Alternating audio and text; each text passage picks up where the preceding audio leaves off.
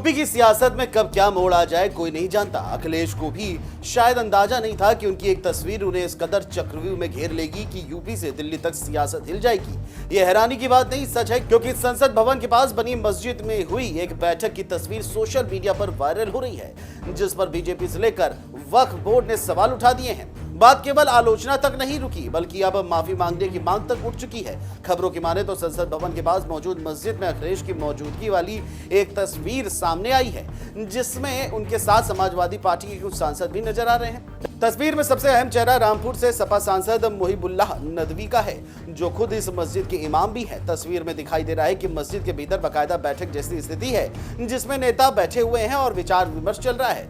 इस तस्वीर को आधार बनाकर बीजेपी ने सीधे अखिलेश पर हमला बोला है। यूपी के डिप्टी सीएम ब्रजेश पाठक ने तीखा तंज कसते हुए कहा, अखिलेश यादव हमेशा संविधान का उल्लंघन करते हैं। धर्म का राजनीति में इस्तेमाल सिरे से गलत है। समाजवादी पार्टी तो शुरू से ही नमाजवादी पार्टी रही है।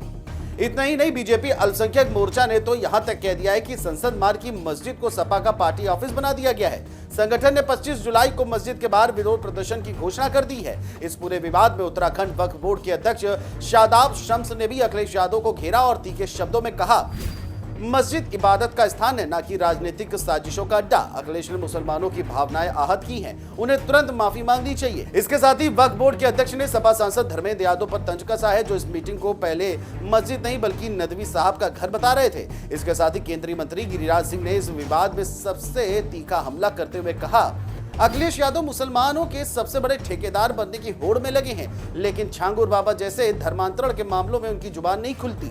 उन्हें सिर्फ नमाज का कैमरा चाहिए और मजहबी वोट चाहिए। हालांकि इस मामले में अखिलेश की सफाई भी सामने आई है। अखिलेश यादव का कहना है कि बीजेपी लोगों के बीच दूरियां पैदा करना चाहती है। मेरी मस्जिद में मौजूदगी पर विवाद इसलिए खड़ा किया गया है ताकि नफरत फैलाई जा सके। मेरी सभी धर्मों में आस्था है, आस्था जोड़ती है, लेकिन बीजेपी चाहती है कि लोग बटे रहें। सियासी जानकारों का कहना है कि मानसून सत्र जारी है और इस दौरान समाजवादी पार्टी की ऐसी तस्वीर जारी होना सपा की छवि और रणनीति दोनों पर सवाल खड़े करता है।